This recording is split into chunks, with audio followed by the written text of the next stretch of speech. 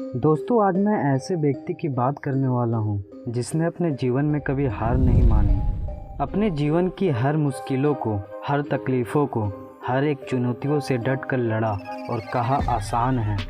जी हाँ दोस्तों, मैं बात कर रहा हूँ संदीप माहेश्वरी की, जो खुद तो सिर्फ 12वीं पास हैं, पर इनके पास दुनिया की सारी मुश्किलों से लड़ने की क्षमता है। और आज इसी के बदौलत संदीप लाखों करोड़ों लोगों को उनकी परेशानियों से बाहर निकालते रहते हैं। संदीप सिर्फ मोटिवेशनल स्पीकर ही नहीं, बल्कि एक बिजनेसमैन, राइटर, यूट्यूबर और एक प्रोफेशनल फोटोग्राफर भी हैं। इसके साथ साथ इनका नाम Limca book of world record में भी दर्ज किया गया है। दोस्तों, संदीप एक मिडिल क्लास फैमिली से बिलोंग करते थे, पर इनकी मेहनत, इनकी सोच और दूसरों के प्रति इतना उदार रहना, दूसरों की मदद करना, ये सारे काम आज संदीप को एक सामान्य इंसान से काफ़ी ऊपर ले गई है। दोस्तों, इनका जीवन हमारे लिए आज मोटिवेशन से कम नहीं है। इन्होंने अपने जीवन को कैसे निखारा, संवारा है, ये सारी बातें जान हम भी अपने जीवन को काफ़ी सुखी और समृद्ध बना सकते हैं। इसके साथ साथ मैं संदीप की love life, income, family, friends, जीवन में आई कई मुश्किलें, इन सारी चीज़ों पर प्रकाश डालने की पूरी कोशिश करूँगा। तो अंत तक बने रहें मेरे साथ। मैं हूँ विशाल और आप देखना शुरू कर चुके हैं। दोस्तों, इस कहानी की शुरुआत होती है 28 सितंबर 1980 को, जब भारत की राजधानी दिल्ली में संदीप माहेश्वरी का जन्म हुआ। इनके पिता का नाम किशोर माहेश्वरी है, जो दिल्ली में ही एल्युमिनियम का बिजनेस करते थे। इनकी माता का नाम शकुंतला रानी माहेश्वरी है, जो एक हाउसवाइफ है। संदीप अपने माता पिता के बड़े बेटे हैं और इनकी एक छोटी बहन भी है। दोस्तों, संदीप का बचपन शरारतों से भरा हुआ है। ये भी दूसरे बच्चों की तरह अपनी बहन से हमेशा लड़ाई करते रहते थे। संदीप सिर्फ शरारती ही नहीं थे, बल्कि बचपन में काफ़ी लड़ाकू भी थे। वो खुद कहते हैं बचपन में उनकी हमेशा किसी न किसी से बहस या लड़ाई हो जाती थी। दरअसल संदीप को लोगों से पंगा लेने में काफ़ी मज़ा आता था, लेकिन इससे हट के इनकी स्कूल में इमेज बिल्कुल उल्टा थी। स्कूल में संदीप एकदम शांत और शर्मीले लड़के हुआ करते थे। दोस्तों, इसके पीछे ये भी कारण हो सकता है कि संदीप के स्कूल का माहौल ही ऐसा हो, जो संदीप को स्कूल में शांत और अच्छे स्वभाव का लड़का बना रखा हो। इसके साथ ही संदीप को दोस्त बनाना बिल्कुल भी पसंद नहीं था। संदीप जिस स्कूल में पढ़ाई कर रहे थे, वहीं से उन्होंने 10वीं तक की पढ़ाई पूरी की थी और इस पूरी सत्र में उनका सिर्फ एक ही मित्र था और संदीप उसके अलावा कभी किसी और से बात या फ्रेंडशिप नहीं करना चाहते थे। इसी शांत स्वभाव के साथ आता है इनके जीवन का टर्निंग पॉइंट, जहां वे हाई स्कूल की पढ़ाई के लिए अपना स्कूल चेंज कर रहे थे और इसी टर्निंग पे उन्हें अपनी गर्लफ्रेंड या होने वाली बीवी मिलने वाली थी और शुरू होने वाली थी इनकी लव लाइफ। संदीप जब अपने 11th में एडमिशन के लिए नए स्कूल गए, तभी वहां पहले से पढ़ रही रुचि नाम की लड़की को संदीप पूरी तरह भाग गए। एडमिशन के बाद संदीप की मुलाकात जब रुचि से हुई, तो उन्हें भी लगा कि रुचि के साथ उनकी ट्यूनिंग अच्छी हो सकती है। हालांकि इससे पहले संदीप लड़कियों के मामले में काफ़ी कच्चे थे। इनफैक्ट संदीप ने कभी किसी लड़की से बात भी नहीं की थी। स्कूल बदलने के साथ साथ संदीप अपना नेचर भी बदलना चाहते थे और फिर कई मशक्क़त के बाद दोनों के बीच आखिर दोस्ती हो ही गई।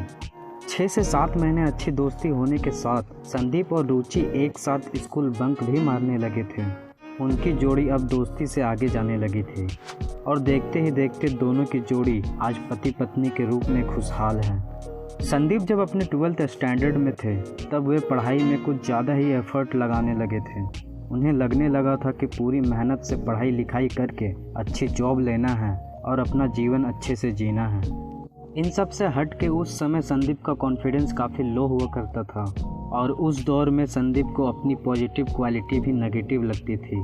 साथ ही वे अपने आप को दूसरों से अलग समझते थे। उनको लगता था कि लोग उन्हें पसंद नहीं करते हैं और यही सोच उन्हें दूसरों से अलग रखती थी। इसके साथ संदीप कुछ बुरी आदतों का भी शिकार हो चुके थे, जैसे सिगरेट पीना आदि। दोस्तों, संदीप के परिवार में उनके पिता एक एल्युमिनियम का बिजनेस करते थे, जिससे उनके घर का खर्च चलता था। संदीप जब 9वीं स्टैंडर्ड में थे तब उनके पिता का बिजनेस अच्छा नहीं चल रहा था और संदीप के 12th स्टैंडर्ड में पहुंचने तक उनके पिता की फाइनेंशियल कंडीशन बिल्कुल ही ख़राब होने लगी थी। इससे संदीप को समझ में आ गया कि स्कूलिंग ख़त्म करने के बाद उन्हें कुछ न कुछ ऐसा करना होगा जिससे उनकी परिवार की और खुद की आर्थिक स्थिति में सुधार हो सके। इस तरह के परेशानियां आने पर संदीप हमेशा अपनी माँ से सलाह लिया करते थे और हमेशा उनकी माँ कहती थी कि बेटा तुम मेरे से ज़्यादा समझदार हो, तुम अपना फैसला खुद ले सकते हो। दोस्तों, जीवन के सफ़र में हर व्यक्ति कभी न कभी डिमोटिवेट हो ही जाता है। इस हालत में हमें खुद अपना सहारा बनना चाहिए और संदीप ने भी कुछ ऐसा ही किया। 12वीं पास होने के बाद अपनी पारिवारिक फाइनेंशियल प्रॉब्लम सॉल्व करने के लिए वे अकेले ही निकल पड़े। स्कूल के बाद संदीप ने एक हेल्पलाइन नंबर शुरू किया जिसमें वे स्टूडेंट को गाइड किया करते थे। आफ्टर 12th स्टूडेंट को कौन सा फील्ड में जाना चाहिए, किस सब्जेक्ट को लिया जा सकता है, किस फील्ड में कौन सा कॉलेज बेस्ट होगा, इन सब की जानकारी वह लोगों को दिया करते थे। दोस्तों, इसमें हैरानी वाली बात है कि जो संदीप खुद 12th पास हैं वह 12th के आगे का एजुकेशन मॉडल लोगों को समझा रहे थे। दरअसल ये एक तरह का आत्मविश्वास था जो संदीप के अंदर पैदा होना शुरू हो चुका था और इसी को लेकर Sandeep as a career counsellor के रूप में काम करने लगे। इसकी शुरुआत कुछ इस तरह हुई थी कि संदीप के अंदर धैर्य यानी पेशेंस नाम की कोई चीज़ नहीं है। वे MBA करना चाहते थे पर MBA करने से पहले अपना 3 साल का ग्रेजुएशन नहीं करना चाहते थे। साथ ही अपने परिवार की कंडीशन देखकर उन्हें जल्द ही कुछ ना कुछ करना था। इसलिए संदीप ने MBA जैसा ही एक कोर्स ढूंढना शुरू किया जिसमें नॉलेज मिले, नए स्किल्स डेवलप हो और पैसे भी कम लगे। ऐसी खोज में उन्हें NIA प्राइवेट इंस्टीट्यूट मिला जिसका नॉलेज सिस्टम संदीप को काफ़ी अच्छा लगा।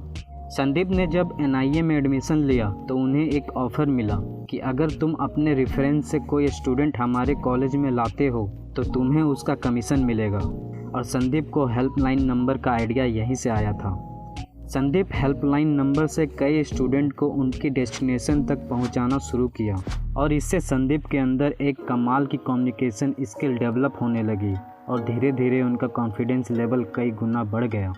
संदीप NIA इंस्टीट्यूट को अपने करियर का सबसे बड़ा टर्निंग पॉइंट मानते हैं क्योंकि आज संदीप के अंदर जो भी पब्लिक स्पीकिंग और दूसरों को मोटिवेट करने की स्किल है, ये सारी चीज़ें उन्हें NIA से ही सीखी थी।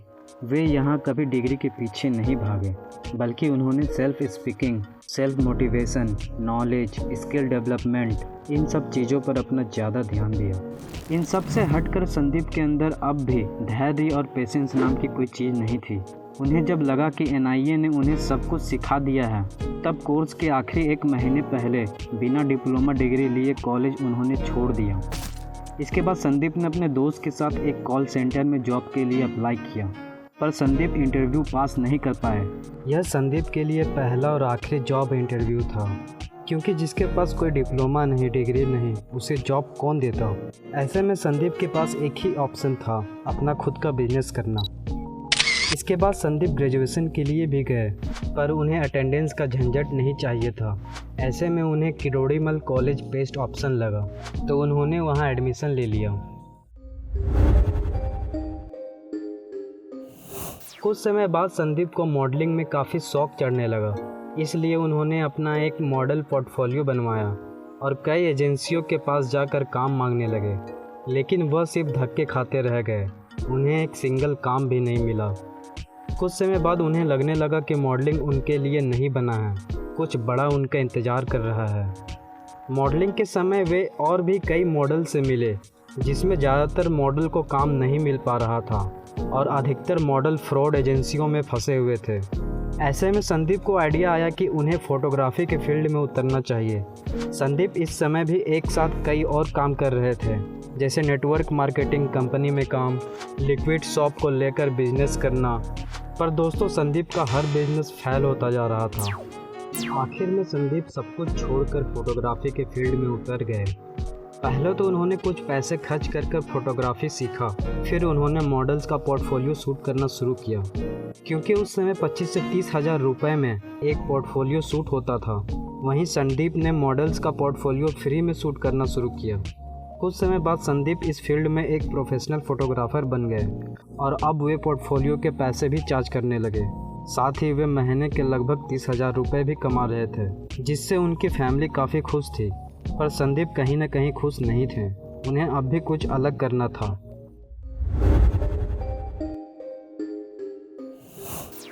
इसके बाद संदीप एक मल्टीनेशनल कंपनी जापान लाइफ में ज्वाइनिंग के लिए अपना कैमरा बेच दिया, क्योंकि उस कंपनी में ज्वाइनिंग के लिए 70,000 रुपये चाहिए थे। ज्वाइनिंग के 11 महीनों के अंदर संदीप उस कंपनी के हायर रैंक पे पहुंच गए और संदीप अब महीने के 1 से 1.5 लाख रुपए कमाने लगे। पर दोस्तों, संदीप को इससे भी खुशी नहीं मिली और अब वे अपने 3 दोस्तों के साथ मल्टी लेवल कंपनी शुरू की। इस कंपनी ने काफ़ी दिनों तक अच्छी कमाई की, पर पार्टनर्स के आपसी विवाद के कारण यह कंपनी बंद हो गई। संदीप ने इस कंपनी में काफ़ी पैसे लगाए थे, पर वापसी में उन्हें कुछ नहीं मिला और उन्हें एक बड़ा नुकसान झेलना पड़ा। कंपनी बंद होने के बाद संदीप फिर से फोटोग्राफी बिजनेस में उतर गए, पर इस बार मॉडल्स का दर्द समझते हुए बेहद ही कम पैसों में बेहतर क्वालिटी के साथ पोर्टफोलियो बनाना शुरू किया। सब कुछ सही चल रहा था, तभी संदीप को समझ में आया कि वे कोई फेमस फोटोग्राफर नहीं हैं, जिसकी वजह से मॉडल्स का पोर्टफोलियो उतना वैल्यू जनरेट नहीं कर पा रहा है। ऐसे में संदीप को आइडिया आया क्यों ना फोटोग्राफी में वर्ल्ड रिकॉर्ड बनाया जाए। इसके बाद वे Limca book of world record के ऑफिस पहुंचे और वर्ल्ड रिकॉर्ड के रूल्स को फॉलो किया।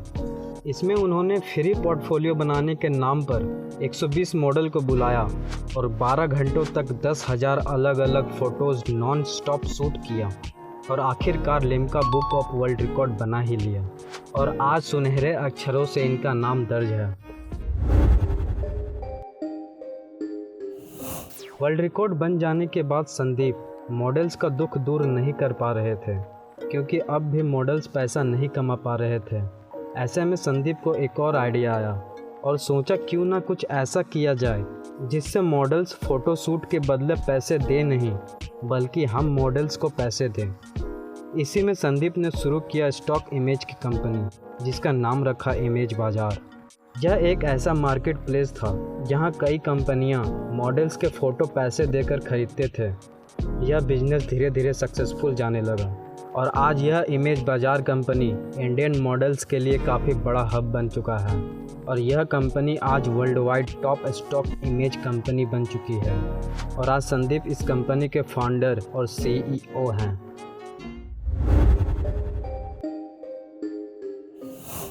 जब संदीप की कंपनी इमेज बाज़ार अच्छी चलने लगी तो फिर संदीप अपना नॉलेज बढ़ाने में फोकस करने लगे। इसके साथ साथ संदीप अपना नॉलेज लोगों को भी बांटना चाहते थे और इसके लिए उन्होंने YouTube को चुना, क्योंकि यहाँ लोगों से इंटरेक्ट करना काफ़ी आसान था और लोग यहाँ पे फ्री में आ जा सकते थे। फिर संदीप ने YouTube पर अपने नॉलेज को बांटना शुरू किया। उन्होंने जो कुछ भी अपने लाइफ एक्सपीरियंस से सीखा था, सब कुछ वह लोगों के साथ बांटने लगे। इस बीच सारे मोटिवेशनल स्पीकर में एक चीज़ कॉमन है, वह है बुक रीडिंग की हैबिट और संदीप भी अब अपनी रीडिंग हैबिट धीरे धीरे बढ़ाने लगे। और दोस्तों, जैसा कि आपको पता ही होगा, आज संदीप के YouTube चैनल पर 27 मिलियन सब्सक्राइबर हैं। पर दोस्तों, संदीप YouTube से 1 रुपये भी नहीं कमाते हैं। उन्होंने कभी अपनी मोनेटाइजेशन पॉलिसी शुरू ही नहीं की।